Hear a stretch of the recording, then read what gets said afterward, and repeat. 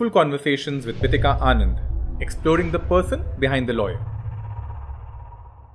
Soulful Conversations with Bithika Anand and Mohit Saraf, founder and managing partner, Saraf and Partners.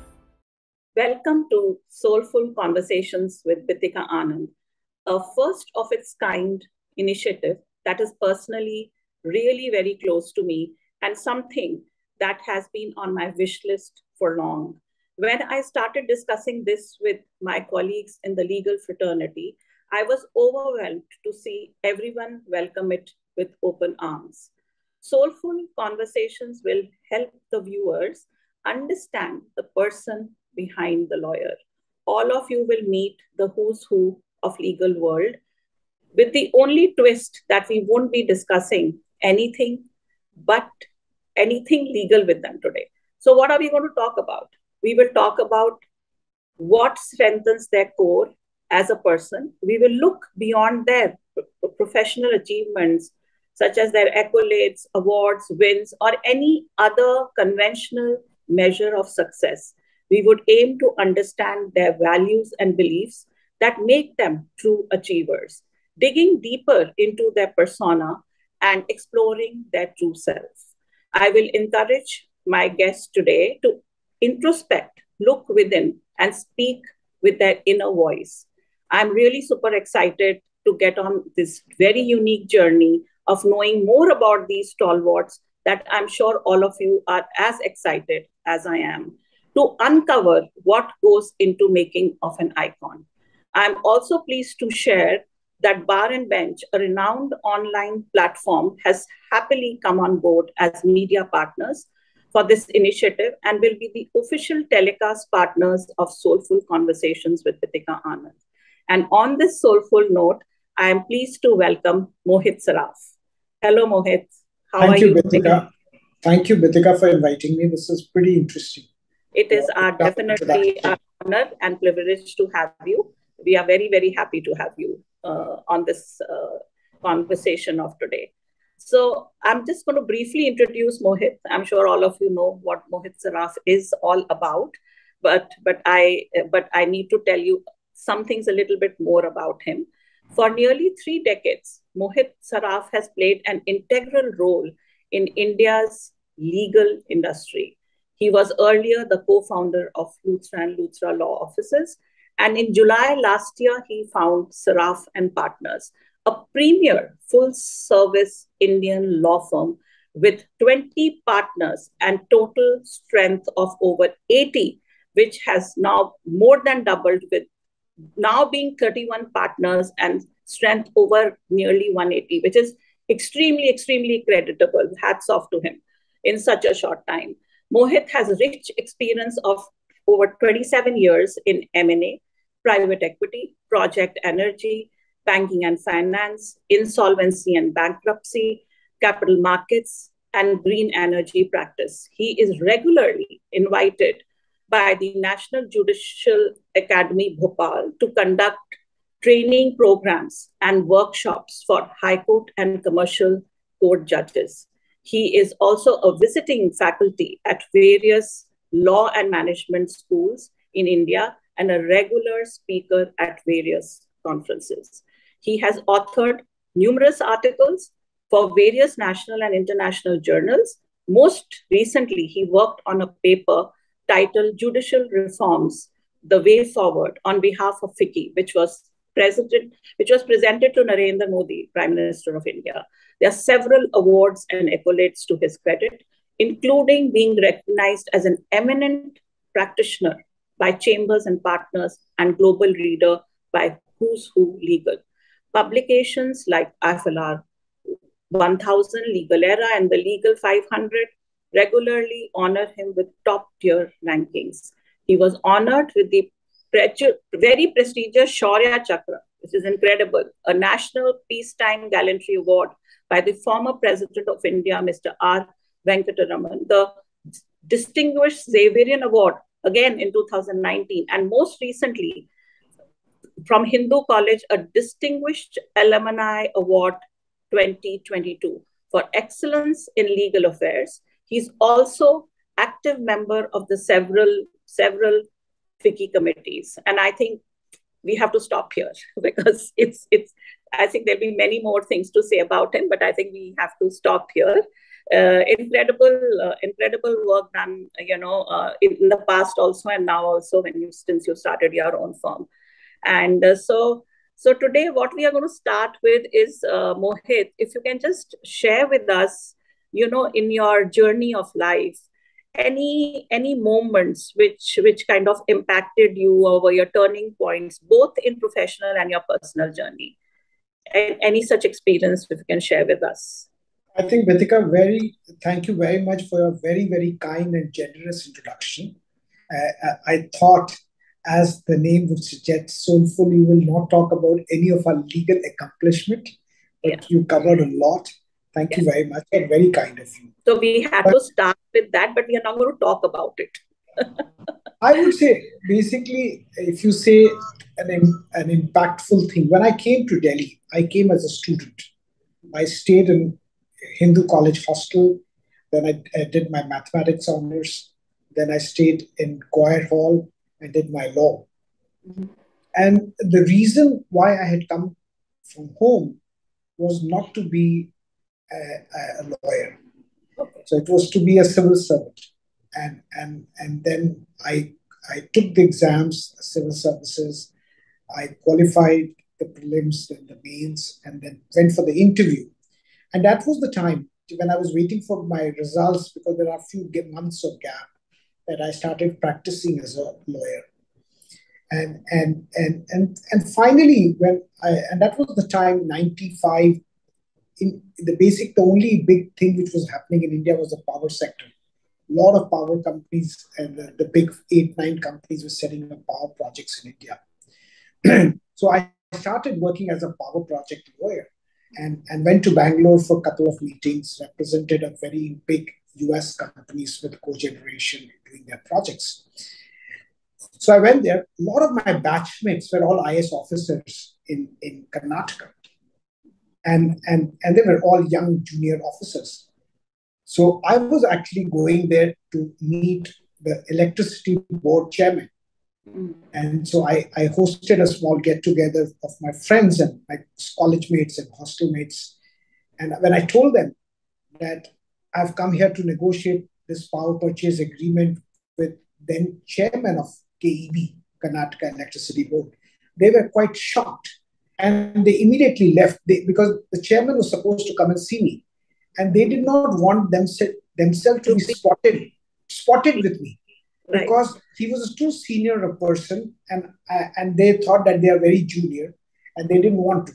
And that changed my life. I said, if I'm going to be this person, like the KEB chairman, after 25, 30 years of my life, and right now I'm negotiating and sitting and having a drink with him and negotiating a contract, why do I have to wait for 25 years to get there? Right. And that's changed my life.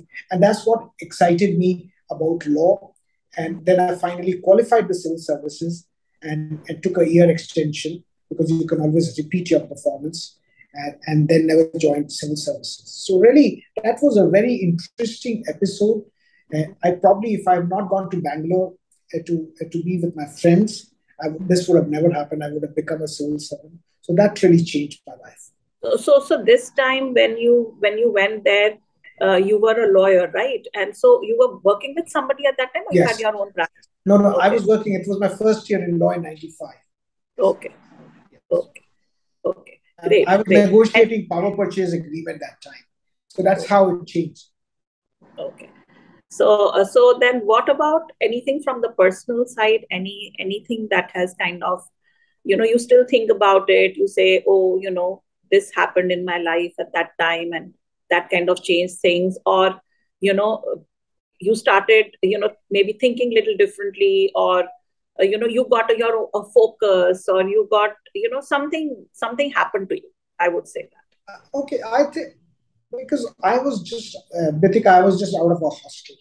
And, hostelers and college mates, they dress very casually. Right. So I used to dress, obviously, if I have to get on a plane, I will wear a jeans and a t-shirt, and I would always be casual in my dressing. So I remember that that was the time when large power projects were happening. So there was a company which was building a power project in Madhya Pradesh. So I had multiple rounds of call with that person. He was a developer. We had multiple calls and he was very happy. And then we were supposed to meet at Delhi airport and then fly to Jabalpur together. And that time, Archana Airways used to fly. And this is a small plane, 20-member.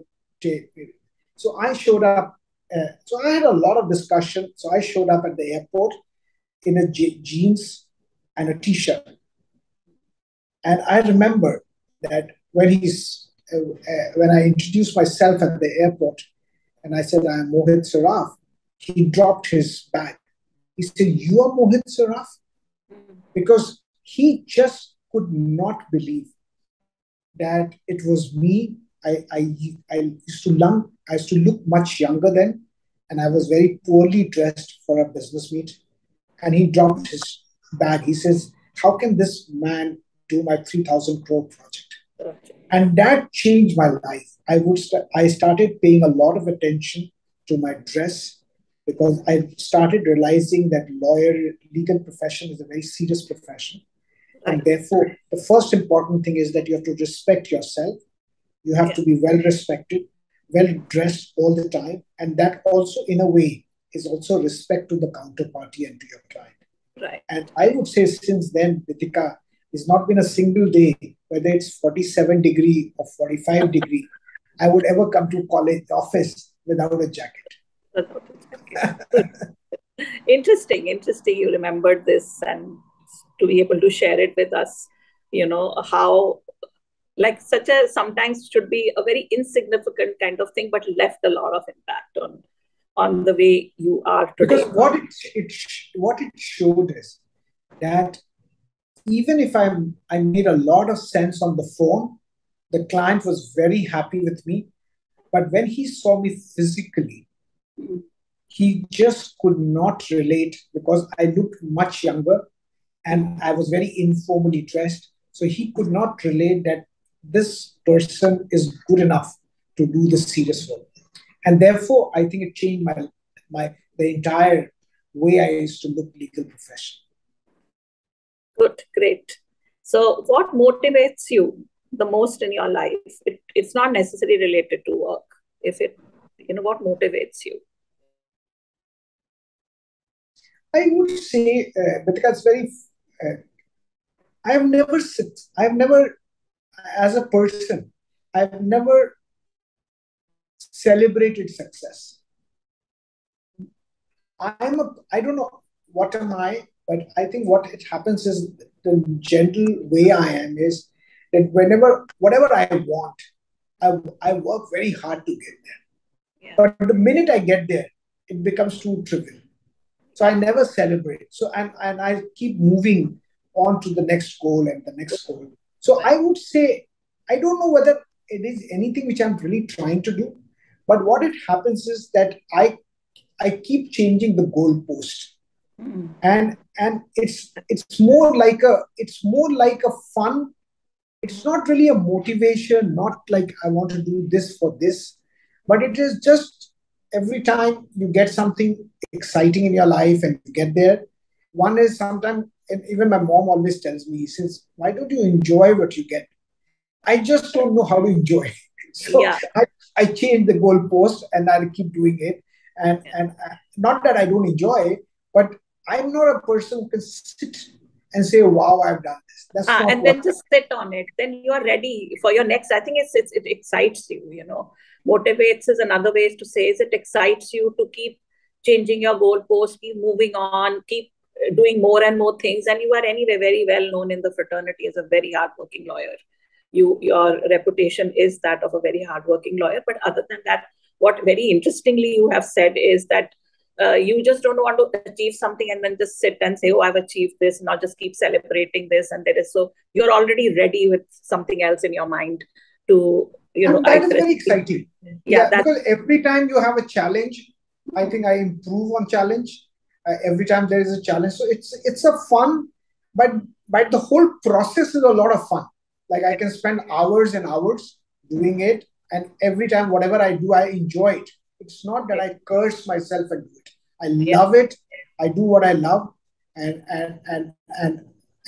that's the fun part of it, that I don't know what motivates me, but it's a lot of enjoyment actually. Right. I would say it's a lot of enjoyment. Yeah, Yes. it's typically of a very self-motivated person also. Like, you don't really need to be motivated by achieving XY, that you are all the time motivated. I think that's how we would look at you. So any person or people that have influenced you the most, like in some way, on a personal side or professional side? I would say, I, what I have really learned, what the way I have done is I can't say one or two person who has really, who I have looked up to. But what I've done is all my life, I have worked with my partners, I have worked with my clients, and everybody I have worked very closely. What I've imbibed is what not to do from them. So I would pick up things that this is not the way to do it. So I've actually, what I've done is I have made a lot of do not do list by working with my partners, with my clients. And therefore, I always say that what really people have helped me is what not to do. What to do, I do it whatever I feel like doing it. But what not to do, I've actually learned from a lot of people, with my erstwhile partner, with a lot of my clients who have done very well in life, and then how they destroyed a lot of things. So I've learned a lot from them, that how they conduct themselves in a. So I would say my whole thing is what not to do. And I would say doing is easy, but I think a lot of times we end up doing a lot of things which we should not be doing. Right. And as long as that keeps reminded, if you are reminded of not what to do, I think you can be a much better human being, and also can relate to things better in my Yeah. So you're learning from other people's experiences, and and the influence that you take on is, which very, very, very different way of saying it. I've never heard this before. Is to not on the things that you should not be doing. It is your realization when you see people doing something, or they're telling you, you are like kind of more getting influenced from that side. Like you said, doing is easy and all. Very unique, because I've never heard this before. No, but actually, I'm With telling you, experience. like my erstwhile partner, I've learned what not to do. With Dr. Malia, I did a lot of deals. I learned what not to do. So a lot of people on the real estate side, I did multiple deals from them, and I learned what not to do from them. So a lot of these things I've learned is what not to do, and that has actually helped me a lot. Because Okay. when you are successful, I would say that time you don't nobody's tell you what not to do, and therefore I think that part is very important, that you start following how they leveraged, how they destroyed companies, how they were careless, how they thought.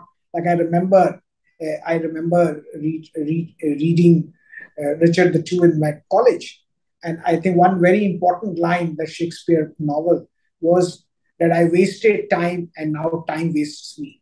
And that's the way. So I've learned a lot of these things from others, how they have people who have been extremely successful. Like I mentioned about Smith Co-Generation. I did a lot of work for Don Smith, the owner of the Smith Co-Generation. There also I learned a lot what not to do. So I would say that's been my constant learning curve, and I think that helps me a lot. Right. And I think that makes you very wise very early in life. If you have the ability to kind of imbibe and see where people have gone wrong and learn from it. A lot of people, even today, at whatever age, thinks that they can never do wrong. Or they will never be able to, they will never ever do anything wrong. So they don't need to imbibe. They don't need to learn their lessons from somebody else or get influenced by it. Yeah. But So very, when we started the firm from the day one, though we have grown a lot in a year, but from the day one, I was very clear, Pritika, that I will not over leverage myself. I will only get so many people who I am very, very busy, so that they are very busy. Yes, I will not do that. I have to make it full service, but I don't have to leverage. So I've been that way. That in a way, I've learned from people's failure, And Right. therefore, it helps me not to take unnecessary risk in life. Yeah, sometimes to over expand to show the world that you are the largest and the biggest doesn't really help, at least in my personal experience. Because sometimes, what you think you'll earning even in terms of your financials and profitability, it's not the same just because you're large and big, right? I mean, I'm sure as a managing partner of this law firm and a senior partner of the earlier firm, you already know this.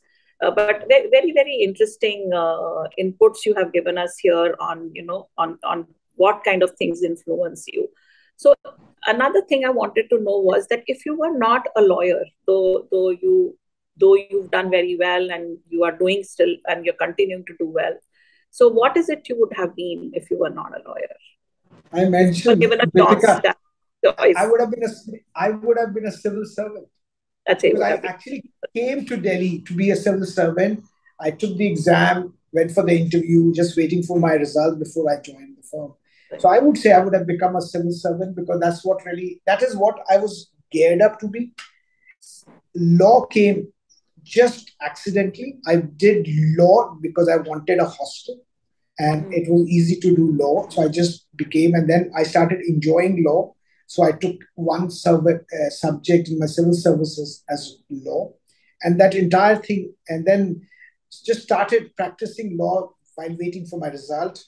And I mentioned to you about the Bangalore incident, which changed my life. Right. So I would say I was clearly here to be a civil servant, and that is what I grew up to be, and never grew up to be a lawyer. And it's suddenly God has been very kind and I chose at the right time, right things happen. Right. And so amazing that after all these years, you still would have been wanting to be a civil servant, because over a period of time, you see so many careers, professions, so much. No, I would have been because there's nothing else. Remember, I came from a small place. I had no exposure to corporate world. I had no exposure to legal work profession. So I would have just, because if I had not become a lawyer, I would have become a civil servant because I was taking the exam, I was waiting for my result. That's all. It's not today. Today, like if I have a 13-year-old daughter, if she tells me that I want to be a civil servant, I probably will not motivate her to be. But because I've seen a lot of things. But that time, my exposure was only to be a civil servant. Right. Correct. So what are your hobbies? And generally when you go home or in your leisure time, what are the things you do, or how do you pass time? How you relax? I think the best thing which has ever happened to my life is my daughter. Okay. So I think my 13-year daughter is really the best thing. So I spend time with her whenever I can. Now she's growing up, so she doesn't have that much of time for me because she's very busy. But I enjoy the most is spending time with her. Apart from that, I'm actually quite a loner in the sense that I read a lot. And I don't read so much of law. I read a lot on economics, in world economics, companies, how companies do well, how companies collapse. So I do a lot of reading on economics, business, and companies, those type of things. So I read a little bit of like I'm a person who read Bloomberg a lot, those type of things. And that is what I like. I would understand how the global economics is working. So you won't prefer to just like meet a lot of people. Like some people like to go over weekends and they meet their friends and, kind of party or whatever, XYZ, also as a stress buster. But I think you prefer to be with your family, with your daughter, and with your books. Yeah, I'm reading a lot. And I think it's not, but again, not that I don't party. I do party. But it's not like something which I can do every day. Right. Like once in 10, 15 days is okay, but I can't do every day. I just get too tired. It just doesn't work very well with my body. Right. So, of course, today we are having a soulful conversation. So a bit on spirituality. Does spirituality play any role in your life? Do you have any thoughts on this area called spirituality? When I was a student, when I was doing my maths honors, that was the time I went to actually to Chennai for a meditation course and stayed in an ashram and did a lot of, I would say, enjoyed that. And then for my entire college days, I would say I was to go for meditation. And I had a lot of good time. I enjoyed it. Lately, I don't meditate that much. Sometimes I do off and on, but I do. I worship God. I have a lot of thing. I always believe that I can control what you can control, but on supernatural thing, I just have a lot of love and respect, and I follow that. Your destiny, basically your destiny. Not destiny, spirituality. I would say, like I have now during my last 2-3 years, you know that I've had a very difficult time. So that was the time my wife introduced me to Guruji. So I've been going to Guruji's ashram, and I get a lot of, I would say, we did a Guruji puja in the office, Delhi office, Mumbai office. So I get a lot of, I enjoy a lot. So I am a general believer in supernatural power, and it helps me, it guides me, and it's interesting. I cannot tell I know exactly what it does. So there's something beyond us, beyond human beings. There is something, some energies, like, we have a universe. So there are some powers and energies is also there for us to be guided from, or they have a play in our destiny, or way we are going to be, where we are going to be. Like, so there is other powers. Yeah, right from my college days, I've done that, and now again I do it. I enjoy it. It's not like a fashion. I just enjoy it. I feel good about it. In the morning, I listen to some bhajans as well. So I think I do a little bit, but I would not say that I'm extremely religious and I do a lot of things or do a vrat and things. I don't do any of those things, but I have a lot of faith, and I look for the, I would say, supernatural power for enlightenment and direction and things like that. Correct. So for basically to show you the light where you want to go. So you get that and you believe in it. Because Bithika, when you believe in it, it happens with you. People who don't believe in it, it doesn't happen to them. It is also like that. I think also, Bithika, if you see, not that I was the smartest guy in my college, not that I was the most hardworking person, but God has been very kind. And I always feel that the difference between what to do and what not to do, at every stage, we have to make we have to make choices. Yeah. Choice. And those choices, a lot of time can go wrong. Little bit here and there. And therefore, I think that you need somebody to help you to take the right choice. Yeah, right. So, so a little bit beyond spirituality, about the firm that you have created, and what your, what we are doing in as a co-founder in Luthra and Luthra. So, from the entrepreneurship and from the risk point of view, or the way your firm is today, and the way you've grown it so fast in this 1 year. So, can you share with us some of the experiences? What kind of, made you come here where you are today? In a year's time. So, what is it that you did or happened with you that made you come this far in a period of 1 year? And how would you relate it to your previous role? I would say when we started Luthra and Luthra, we were just three lawyers. Revenue, not even in lakhs, very small amount of revenue. And I think we grew, we worked very hard. We were hungry people, and we did not come from families of lawyers. And we worked very hard, and God was very kind. And we were able to grow from 3 lawyers to 350 lawyers in a matter of 25 years. But I think what was important is I always took risks. I never went for a secure job. We founded the firm. We took the risk of paying people salary and bonuses. bonuses and everything. But what I was not able to do was that every year I was hiring people from college. I used to go to college to hire. I was hiring, I was hiring all the top senior people in the firm I've hired. Everybody I promised that we will make this firm as an institution, that they will be owners and they will be decision makers. Mm-hmm. And that I failed to do it. Yeah, right. I failed to do it. And always, all the time, I kept thinking that I was not able to do it because my co-partner could not focus on it. It was not that it was out of design that we were not able to do it. But when I realized that in this firm, it'll never happen, I think that was the time I said, because I did not want to look small in front of my young partners who have hired them from college, who I have promised them. So there was no way staying in that firm, even if I had co-founded, made any sense to me. So we had to start a firm. Fortunately, we quickly started the firm. All the people, because we had a lot of tug of war internally in the firm to make it a democratic structure, which is an equitable structure.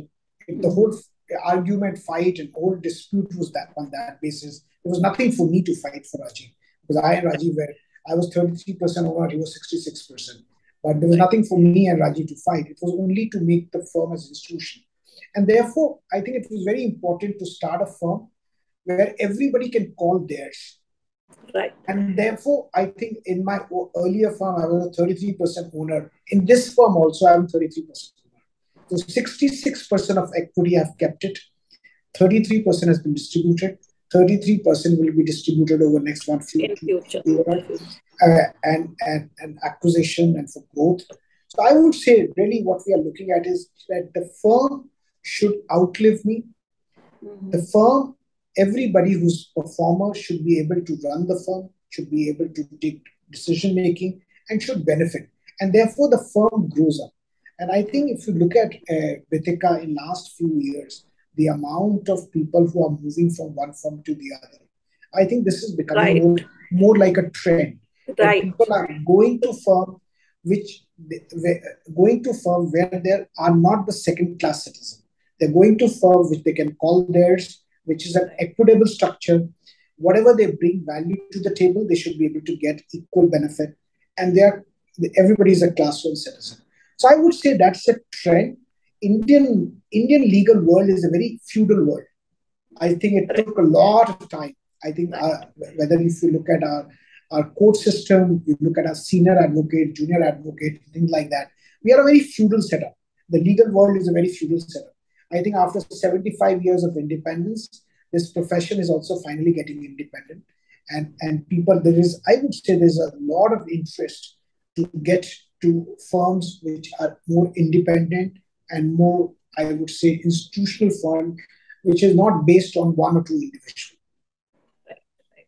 And I think partners also, when I agree with this you wholeheartedly on what you just said, because that's exactly what I think. And when I talk to firms also, I talk in the same manner, that the partners or the people who are giving themselves to the firm, they also you have to talk to them at your level. Like you said, they cannot be a lower level or a higher level. Then they never feel that they belong to this firm.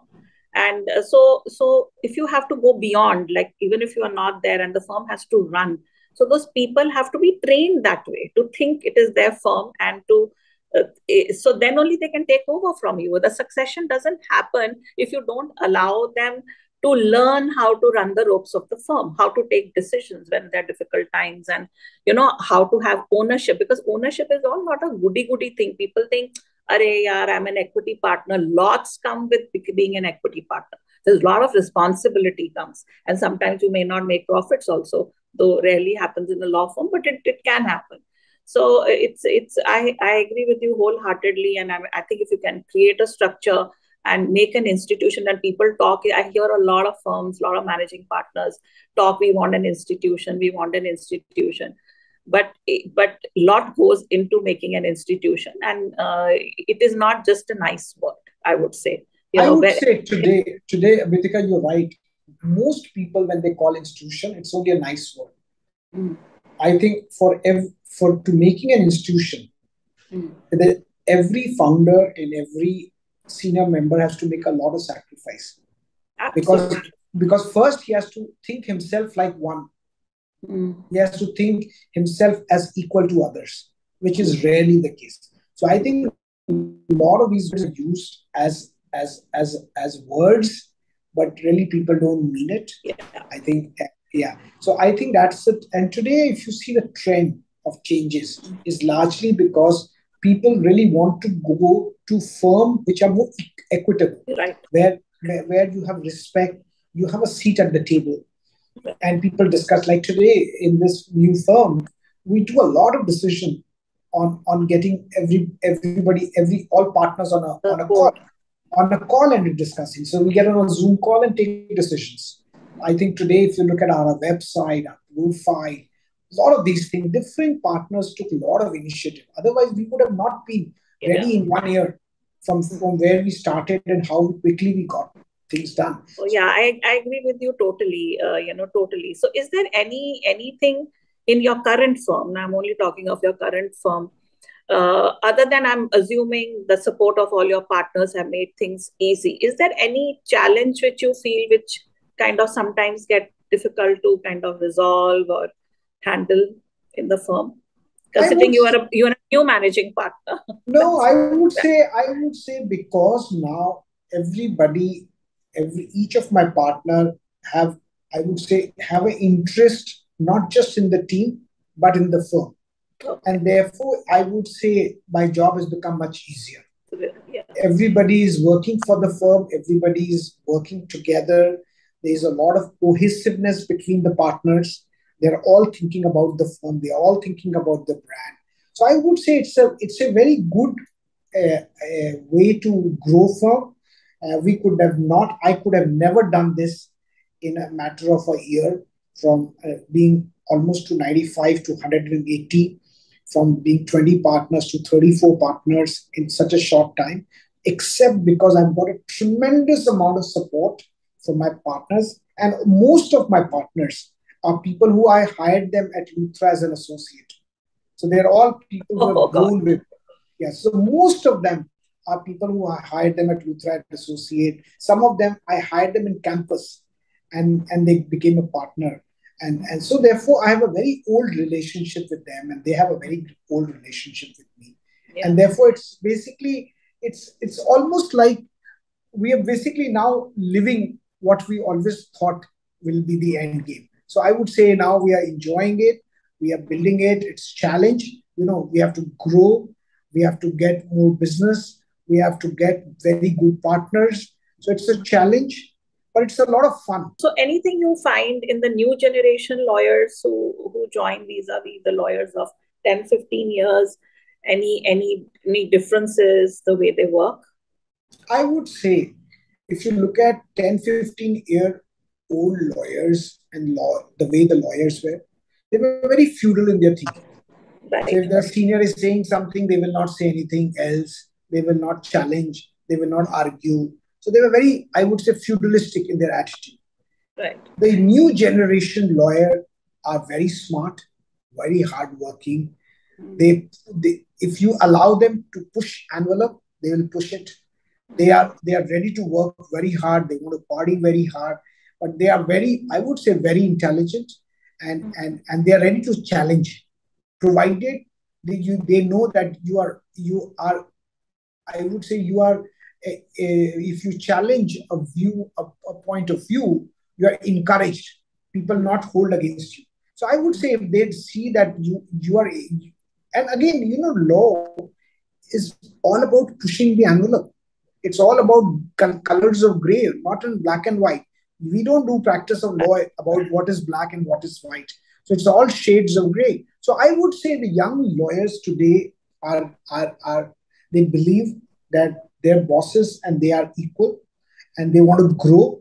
They want to bring a new aspect, and they are very hardworking. They're very well trained, and I would say it's a very, very interesting lot of young people who are joining the profession. I would say if I was getting lawyers, which I used to get in 95 when I started the firm, the earlier firm, I would not be able to double ourselves in a year time. Today, the lawyers are very smart, very good. You have to be in a good business. You need to know who to hire, and you need Yeah, to interview them well, because they know, everybody knows the basics. But I would right. say you have to pick the best people. And Yeah, if you pick the best, then they will do wonders to your work, I would right, say. And again, today, remember, Bithika, today, the legal world, the lawyers, the clients expect a lot of hard work, a lot right. of creativity, a lot of Creative. new thinking, Innovation. Yeah, yeah, innovation. So they'll expect a lot. I think gone are the days when the lawyers can do cut and paste job and get away. That period is over. So I would say it's a lot of interesting time, and therefore you need very talented people to add that value. and I think the new generation of lawyers bring that with them. When, Yes. yeah, They are well, very well trained. They understand.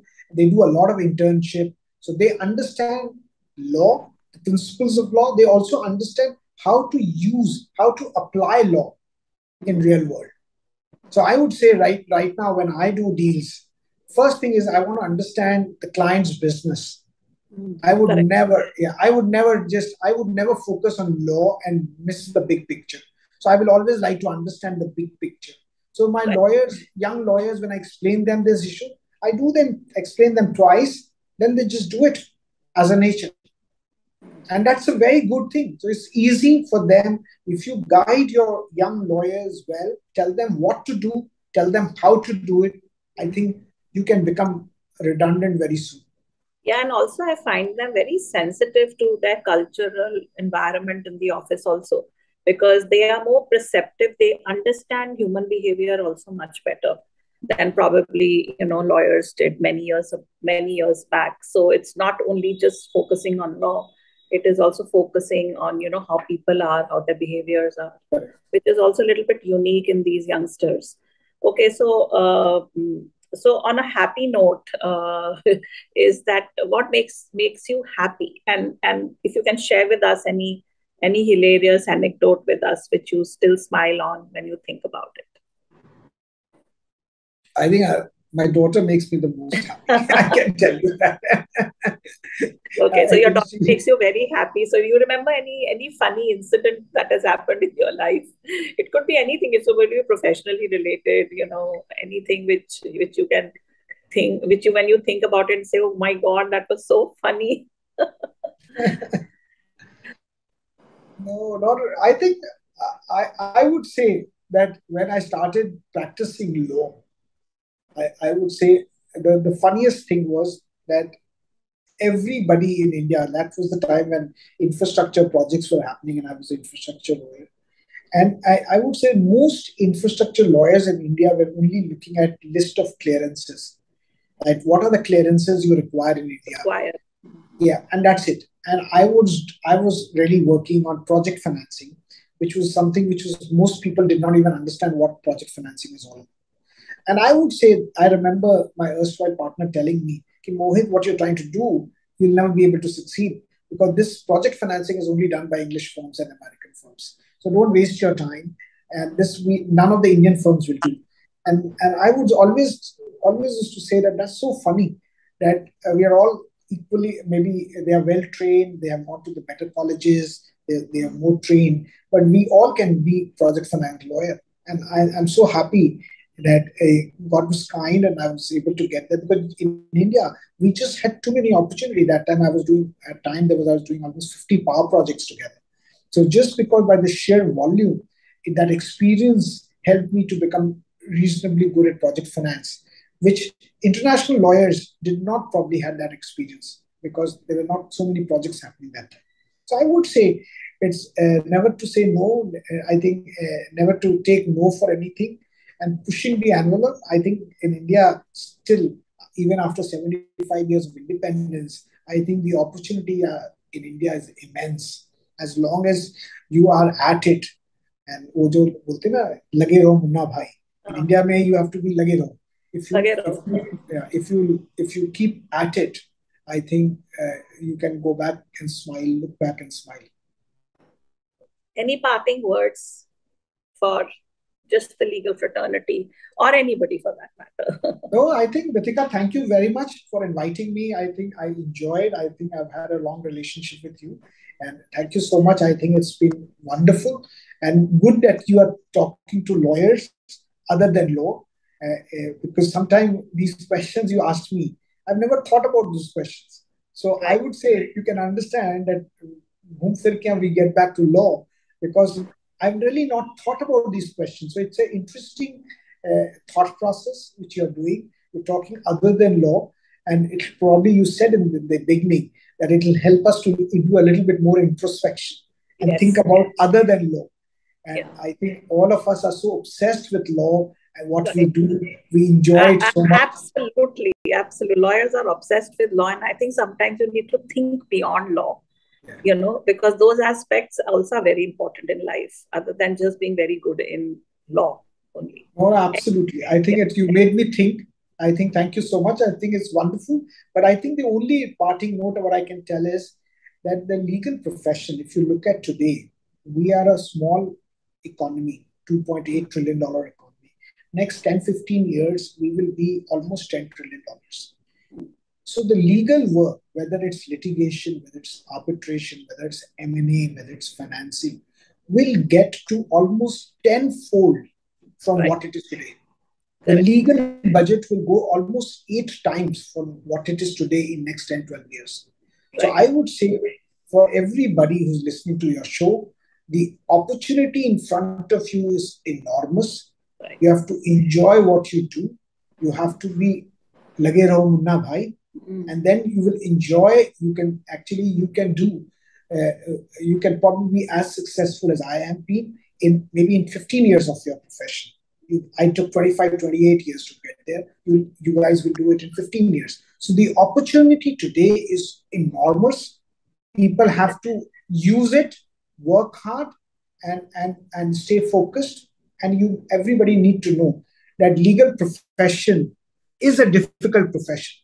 It's a difficult profession. And people need to understand that all of us have gone through that movie where that you have spent hours and hours and a lot of time thinking about is this is what I'm going to do all my life. But I would say it's a very interesting, rewarding profession, but a lot of days you'll have your downs and you'll think about it. So I would say basically lage raho munna bhai, and then you enjoy it so much that you realize that all these years, what you've missed is you've benefited. Thank you so much, Mohit. And it was absolutely wonderful. And it has been some time we have spoken, and it was so nice to speak on these issues rather than work issues. But absolutely wonderful to have you, Thank you so much. Thanks. Thank you so much. Thank you. Okay. Bye-bye.